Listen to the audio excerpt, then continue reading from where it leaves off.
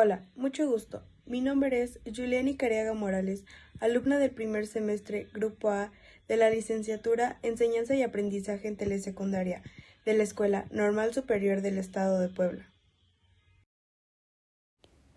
A continuación, hablaremos acerca de la observación participante.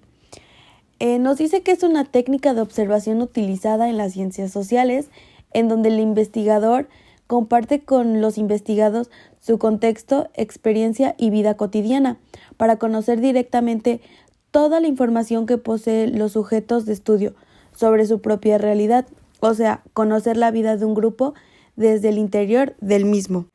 Se caracteriza por la existencia de un conocimiento previo entre observador y una permisividad en el intercambio, lo cual da lugar a una iniciativa por parte de cada uno de ellos en su interrelación con el otro.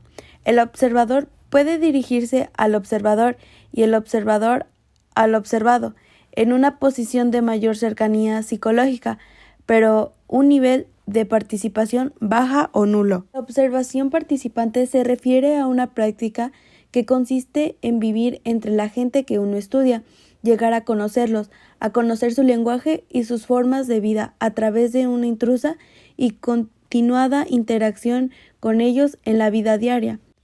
Las normas de observación participante son: no bajar la guardia dando las cosas por supuestas. Situación: presentar atención a los aspectos culturales. Tener experiencia desde dentro y desde fuera. Realizar un registro sistemático de la observación. Bueno, y ahora hablaremos sobre la observación no participante. Bueno, nos dice que el observador actúa de forma claramente neutra e incluso ni siquiera precisa. Conocer al observado, el observador no se dirige al observado, o si lo hace, no sobrepasa en intensidad a cómo se dirigiría a alguien casualmente. Aquí tenemos dos tipos de observación no participante que nos dice que son la forma directa e indirecta. La directa nos dice que es realizada sobre el terreno en contacto inmediato con la realidad. Se funda principalmente en entrevistas y el cuestionario cualitativo. La forma indirecta nos dice que se basa en los datos estadísticos, censo, etc., y fuentes documentales, como lo son archivos, prensa, grabaciones magnetográficas, y es cuantitativo. Algunas de las características más relevantes de la observación no participante es que se evita la relación directa, modo de observar apropiado para el estudio de reuniones, manifestaciones y asambleas, etc. Y por último nos dice que el investigador se mantiene al margen sin ninguna interacción. Bueno, y ahora es tiempo de hablar sobre el vagabundeo.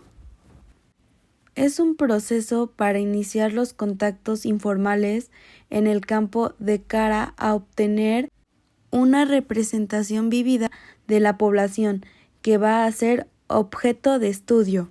El vagabundear implica situar aquello que es común, como lo es informarse sobre los participantes, aprender de dónde se reúnen, registrar las características demográficas de un grupo de estudio, construir mapas sobre la disposición física de un lugar y, como último punto, establecer una descripción del contexto de los fenómenos, procesos particulares, objeto de consideración.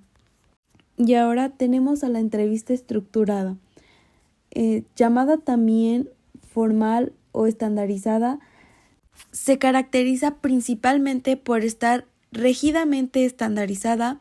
Se plantean idénticas preguntas y en el mismo orden a cada uno de los participantes, quienes deben escoger la respuesta entre 2, 3 o más alternativas que se les ofrecen. Sus ventajas es que la información es más fácil de procesar, simplificando el análisis comparativo. El entrevistador no necesita estar entrenado arduamente en la técnica. Existe uniformidad en la información obtenida. Sus desventajas más notables es que es difícil de obtener información confidencial y se limita la posibilidad de profundizar en un tema que emerja durante la entrevista. Bueno, pero por otro lado, ahora tenemos a la entrevista semiestructurada, que se caracteriza por ser una herramienta exploratoria para recopilar datos a través de preguntas. Dichas preguntas pueden estar orientadas a un solo entrevistado o a un grupo de participantes. Además, es utilizada mayormente en las investigaciones relacionadas a las ciencias sociales con un enfoque cualitativo en el análisis de información. Las ventajas que nos ofrece la entrevista semiestructurada es que ofrece ventajas sobre los otros tipos de entrevista. Permite adaptarse a las características de los sujetos. El entrevistador puede preguntar o reformular las preguntas para adecuarla a la comprensión de los entrevistados. Aunque existe un guión o conjunto de preguntas preelaboradas, las preguntas no tienen que formularse en secuencia rígida. En el transcurso de la entrevista, el entrevistador puede pedir explicaciones o ampliaciones de respuesta. Ahora hablaremos sobre el diario de campo. Es un documento escrito en forma de narración en donde se evidencian los sucesos que ocurren en un lugar, como por ejemplo en un aula de clases. Estas evidencias son reflexiones e impresiones de lo que se observa en el lugar. El diario de campo tiene 4 características importantes, que son el punto número 1, que nos dice que éste desarrolla la capacidad de observación, generando así un pensamiento reflexivo. El punto número 2 nos dice que la enseñanza da inicio a un proceso de investigación reflexivo. El punto número 3 dice que es funcional, ya que nos sirve como medio evaluativo de un contexto. Y el 4 nos dice que facilita la toma de decisiones. Pero la verdadera pregunta aquí es cómo se hace un diario de campo. Primero se debe recoger todos los datos de observación, describiendo cada una de las características esenciales de la investigación. Esta recolección de datos se debe consignar en un cuaderno, siendo este un soporte de lo evidenciado en la observación.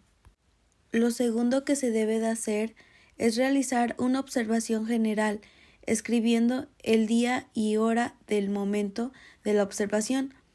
Todo lo que se observa debe ser anotado, como por ejemplo las acciones, los sonidos, el clima, etc. Y asimismo se debe describir la impresión que estos elementos le causa.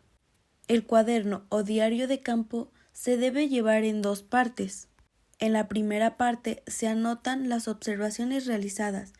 En la segunda parte se debe hacer el análisis de las observaciones realizadas en la primera parte.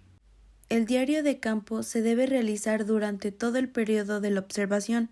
El diario de campo se ve reflejado aquellos hechos y experiencias que permitan la profundización, reflexión y la solución de problemas. Y por último, un diario de campo debe de dar posibles soluciones a los problemas que se vean reflejados en la observación, diagnosticar cada una de las dificultades que se observan, ya sean individuales o grupales.